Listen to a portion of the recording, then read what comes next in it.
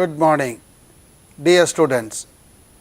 Under the human genetic course, there are 4 units. Under the unit 1, the first module is history of human genetics and cytogenetics. The main objectives of this module are to know about the origin of human genetics, to know about the human cytogenetics, to know about molecular genetics, and to know the scope of genetics. Since the dawn of civilization, man influences heredity and used for the improvement of cultivation of crops and domestic animals. For example, cross pollination of date palms trees and pedigrees of horses with inherited characteristics. However, the first recorded speculations on heredity were seen at the time of the ancient Greeks, and some of their ideas are still considered relevant today. The most influential early theories of heredity were the Hippocrates and Aristotle. Hippocrates, the father of medicine, believed in the inheritance of acquired characteristics. He postulated pangenesis, that is, all organs of the body of a parent gave off invisible seeds. These were like miniature building components and were transmitted during sexual intercourse, resembling themselves in the mother's womb to form a baby. Later, Aristotle proposed the role of blood in heredity, wherein semen and the menstrual blood or the purified blood, the hereditary essences makes the baby. Even today, people still speak of certain traits as being in the blood and of bloodlines and blood ties, etc. This is different from that of Mendel's idea, where powerful hereditary factors called genes determine the distinct differences between individuals. These genes are transmitted through sperms and eggs and guide the development of the offspring. Therefore, the genes are responsible for reproducing the distinct features of both parents that are visible in their children. However, most of the mechanisms of heredity remains a mystery until the 19th century, when genetics as a systematic science began. Genetics can be defined as the study of genes, including the ways they act in the cell and the ways they are transmitted from parents to offspring. In 1901, the word genetics was introduced by English biologist William Bateson, who propagated Mendel's work and the champion of Mendel's principles of inheritance. Hence, in this episode, the following aspects are going to be emphasized. A. Origin of genetics. B. The saga of human cytogenetics. C. Molecular genetics and beyond. D. Scope of genetics. Let us understand each of these aspects now.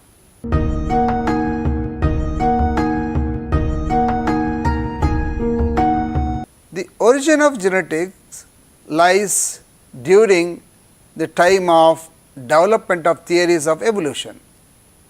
In 1858, Charles Darwin and Alfred Wallace developed the theory of the origin of species by natural selection.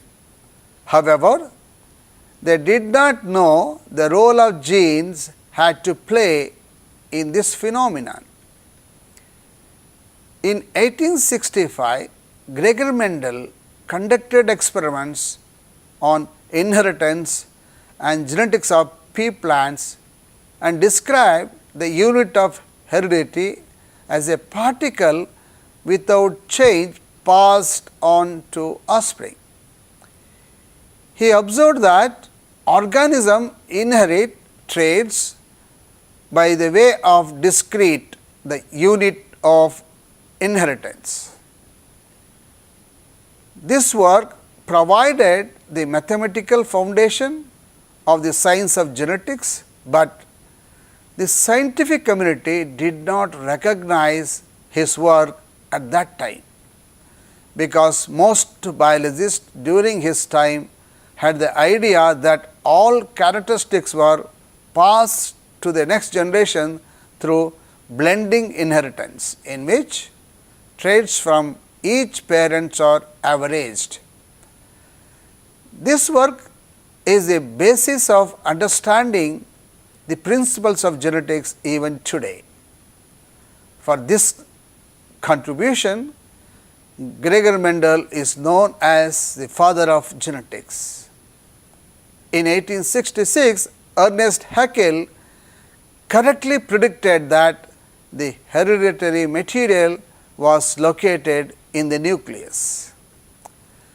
Later on, during 1869, Johann Friedrich Miescher identified both phosphorus and nitrogen in the nuclei of white blood cells found in pus. The substance, first named nuclein, as it seems to come from the cell nuclei, and was later called as nucleic acid after 1874. He concluded that one DNA molecule alone could not provide the level of variation observed in nature within and between species.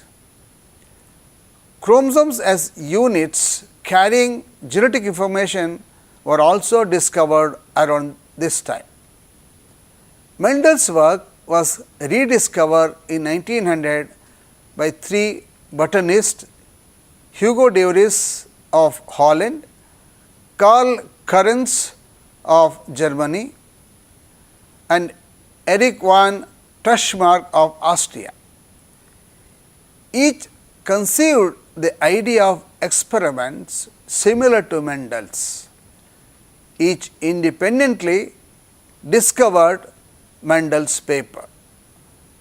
After a lengthy gestation of 35 years, the science of genetics was finally born. In 1902, William Bateson published an English translation of Mendel's German text, Mendelism, the Principles of Dominance, Segregation and Independent Assortment. Walter Sutton and Theodore Boveri in 1902 led the development of chromosomal theory of inheritance and established the hereditary material resides in chromosomes. In 1908, Archibald Garrod proposed that inborn errors of metabolism caused human disease, alkaptonuria and certain other hereditary diseases. During 1905 to 1930, extension of Mendelian principles with linkage, Hardy-Weinberg principles of genetic equilibrium, sex linkage, genetic mapping, number of linkage groups, number of chromosomes, lethal genes, maternal inheritance were established.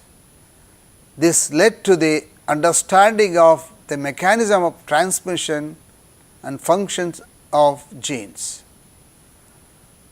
After 1955 onwards, several breakthroughs were seen in human genetics which had been stagnant for a long time.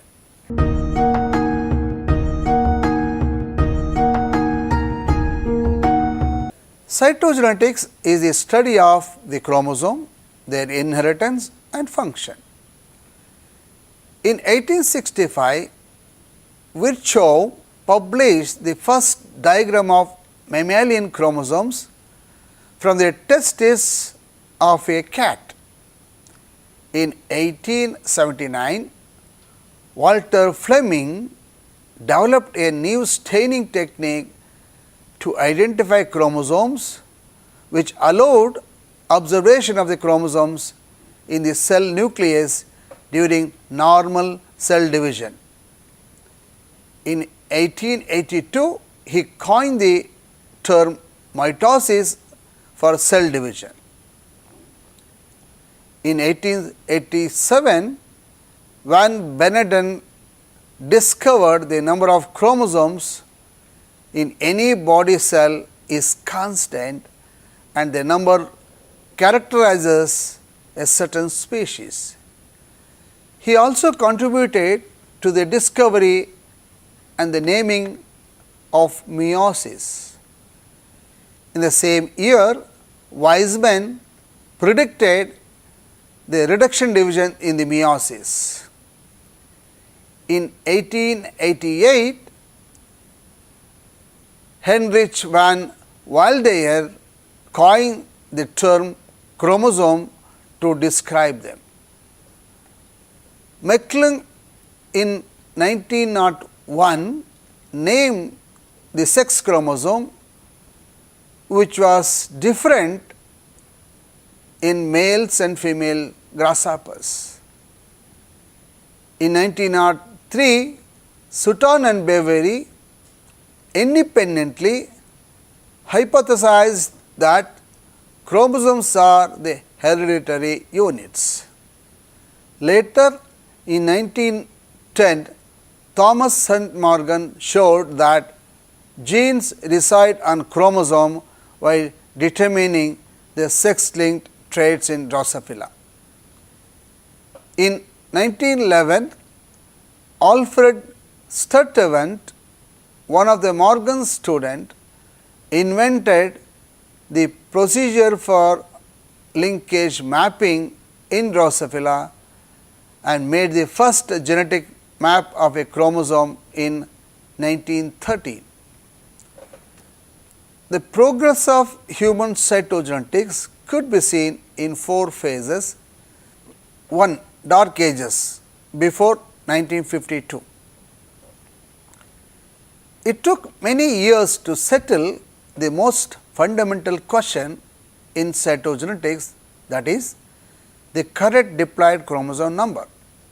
In 1912, Winivarter reported 47 chromosomes in sperm and 48 chromosomes in egg, concluding an XX-XO sex determining mechanism.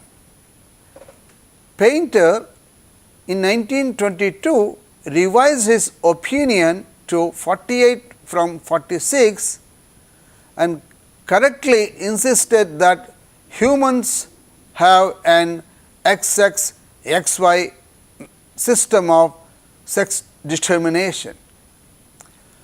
Painter's study on human chromosomes was by arresting cells during division and visualize them.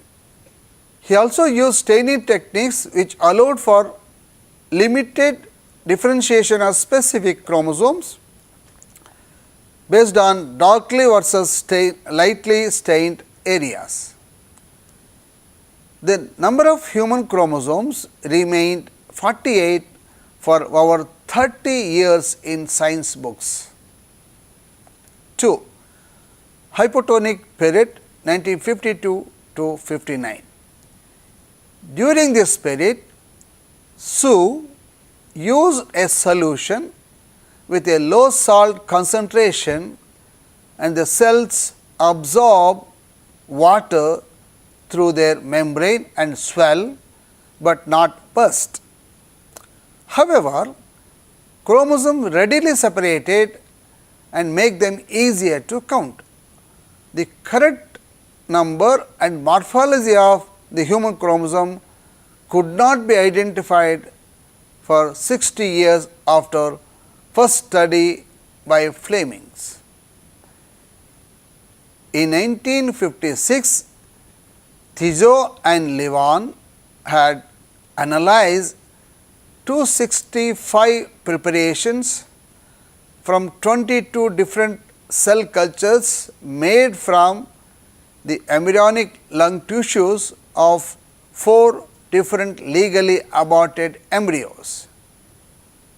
They reported that the karyotype of females was 46XX and males 46XY. 3. Trisomy period 1959 to 69. The development of method to determine the human karyotype enhanced discoveries of a variety of aberration in the number and morphology of chromosomes.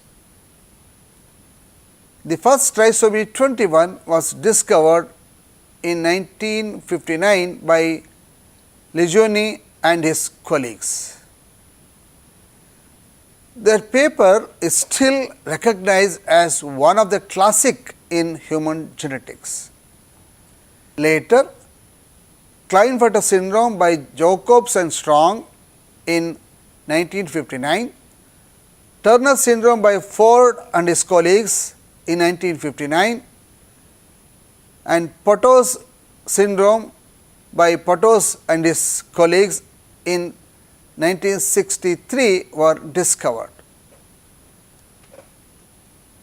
The metaphase chromosomes were then classified into 7 groups based on the Denver classification in 1960 with revisions at the London Conference in 1963 and at the Chicago Conference in 1966.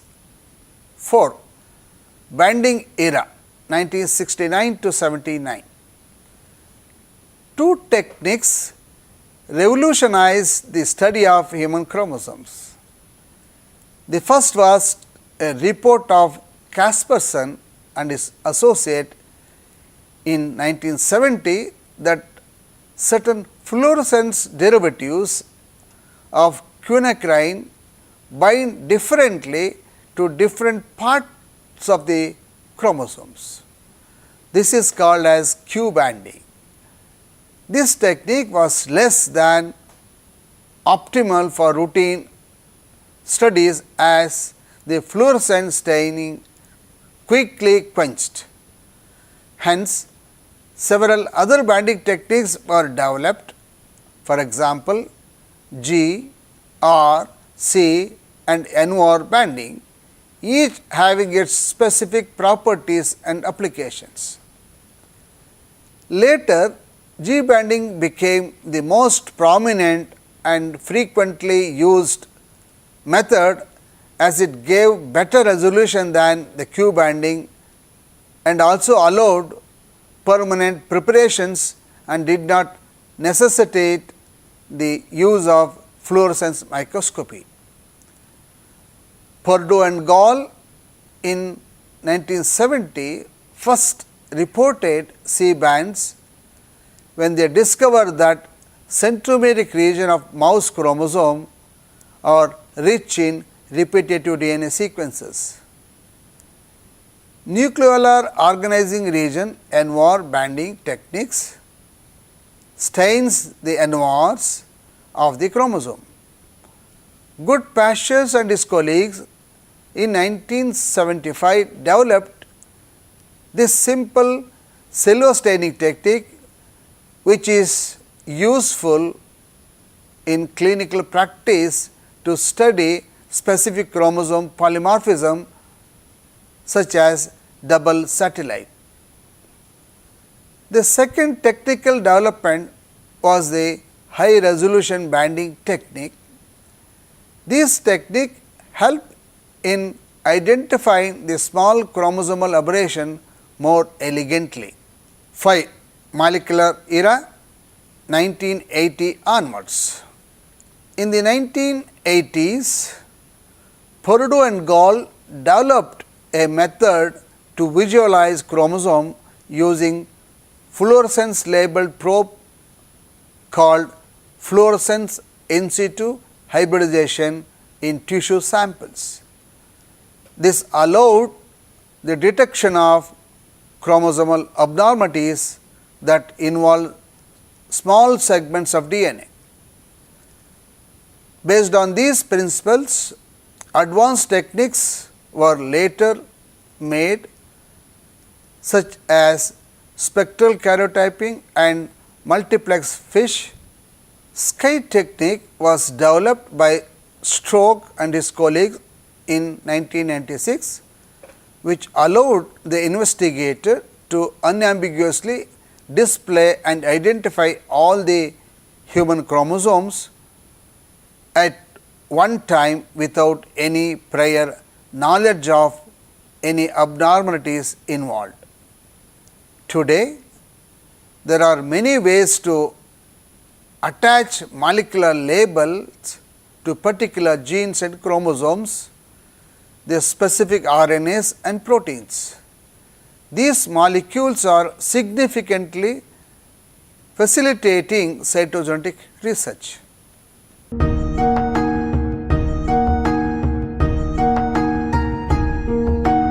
Molecular genetics began only after 1941, when George Beadle and Edward Tantum showed that the genes are coding for catalytic protein called enzymes.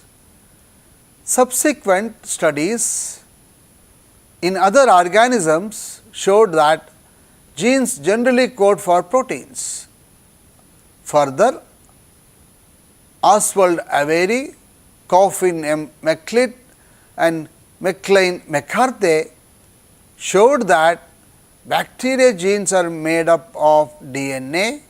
This was later extended to all organisms. A groundbreaking discovery was attained in 1953 when James D. Watson, Francis Crick and Murray Wilson created a double helical model for DNA structure. They demonstrated that DNA is capable of self replications by separating its complementary strands. These strands act as templates for the synthesis of new DNA molecules. Each strand of DNA was made up of 4 nucleotides. They also proposed that a specific nucleotide sequence of DNA could contain a code for an amino acid sequence and hence protein structure. In 1955, Seymour Bengor demonstrated that the mutant sites within a gene which can be mapped to each other. The linear map indicated that the gene itself is a linear structure. In 1958, the semi-conservative method of DNA replication was demonstrated experimentally for the first time by Matthew Meselson and Franklin Stahl. In 1961, Francis Crick and Sidney Brenner showed that the genetic code is a triplet code. The all 64 possible triplet codons and the specific amino acids they code for was deduced by Marshall Nirenberg and Hargovind Khorana. Later studies in many organisms showed that the double-stranded structure of DNA, its replications and genetic code are the same in virtually all organisms. In this spirit, various advanced technologies including molecular biology, recombinant technology, biotechnology methods were made much progress in understanding the concept of modern biology and genome biology.